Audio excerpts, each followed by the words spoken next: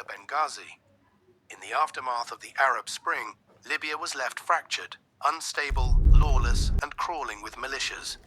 Into this chaos stepped a handful of American personnel, stationed at a diplomatic outpost in Benghazi. This is the story of what happened over 13 harrowing hours, and of the men who fought to survive when no help came. 13 hours, the Secret Soldiers of Benghazi. A story of bravery.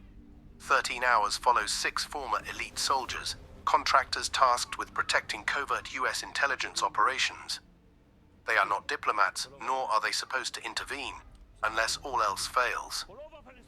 When Islamic militants launch a sudden assault on the lightly guarded US diplomatic mission, chaos erupts. Ambassador Chris Stevens is trapped. The CIA operatives, despite being told to stand down, choose action over protocol. Explosions, gunfight. What follows is a relentless siege. The 6 contractors, Jack Silver, Tyrone Roan Woods, Mark Oz Geist, and others, engage in hours of brutal gunfights.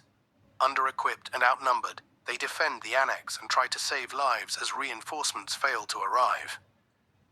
By the end, 4 Americans are dead, including Ambassador Stevens and 2 of the contractors. The surviving defenders are left with scars, physical, emotional, and political.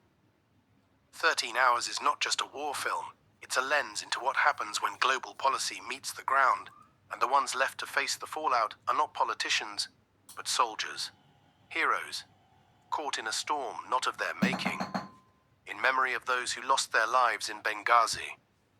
Libyan streets, protests, and civil war. In 2011, a revolution toppled Libyan dictator Muammar Gaddafi. But what followed was not peace. It was a vacuum. Cities turned into battlegrounds. Militias rose to power, and diplomacy became a dangerous game. By 2012, Benghazi was a city gripped by tension. Still, a small American diplomatic mission operated within its volatile streets, aided by a covert CIA annex hidden a mile away. What was supposed to be a low-profile presence would become the center of an international firestorm. September 11th, 2012. The anniversary of the worst terror attack on American soil. At the diplomatic mission in Benghazi, US Ambassador Chris Stevens arrives with minimal security. He is a symbol of goodwill, a diplomat in a city no longer ruled by government, but by gangs with guns. Nearby, 6 elite military veterans, contractors with backgrounds in Navy SEALs, Marines, and Army Rangers, are stationed at the CIA annex. Their mission is to protect intelligence assets, not diplomats. But in this city, lines blur quickly. Grainy reenactment footage shows militants storming the compound, fire and confusion erupting. Just after nightfall, chaos explodes. Dozens of heavily armed militants breach the diplomatic compound. Local Libyan guards flee. The ambassador is trapped. Panic floods the radios. Back at the CIA annex, the contractors, Jack Silver, Tyrone Roan Woods, Mark Oz Geist, and others, await orders. They're told to stand down. Whether that order was real or misunderstood remains a point of controversy to this day. But the contractors know if they don't move now, people will die. Defying protocol, they gear up and roll out. Footage shows the firefight at the diplomatic compound. Flames, gunshots, chaos. They arrive too late to save the compound. The building is engulfed. Ambassador Stevens is missing. But they extract the remaining personnel and fall back to the annex. And then the real siege begins. For the next 13 hours, the CIA annex comes under wave after wave of attack.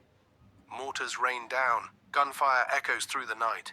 The contractors, outnumbered, outgunned, hold the line with sheer force of will.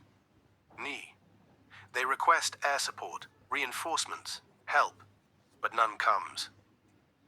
One by one, the enemy presses in. Woods and Glenn, Bub Doherty, another contractor who arrives later, are killed by a direct mortar strike. 4 Americans die that night.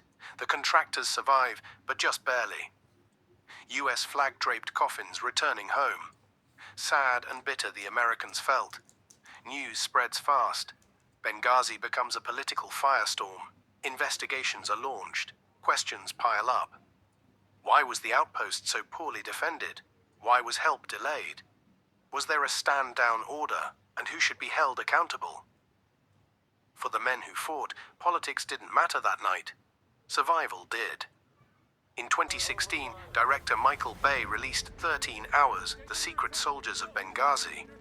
Based on a book by Mitchell Zuckoff, it told the story from the contractors' perspective, gritty, intense, and unapologetically dramatic.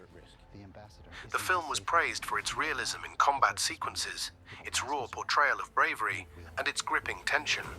But it wasn't without criticism. Some critics argued that the film oversimplified a deeply complex situation. Others pointed to factual inaccuracies, most notably the claim of a stand-down order, which multiple official reports deny ever existed. The film, like the event itself, became a political flashpoint. To some, it was a story of forgotten heroes. To others, it was a stylized war movie that glossed over nuance. The real men, Silver, Geist, Tegan, and others, continue to live with the memories of that night. They've written books, given interviews, and honored the brothers they lost. The events of Benghazi remain controversial, but for those who were there, one truth rings clear. When no help came, they stood their ground, alone, outnumbered, unbowed, in memory of Ambassador J. Christopher Stevens, Information Officer Sean Smith, Tyrone Essie Woods, Glenn Doherty. My final thoughts. Benghazi was not just a battle, it was a test of loyalty, of courage, of what it means to stand in the gap when the world turns away. This was their story, told in 13 hours. Warriors are like rocks you can lean on and not worry for protection. Stick around for more interesting movie reviews. Like, subscribe and share. Thanks for watching.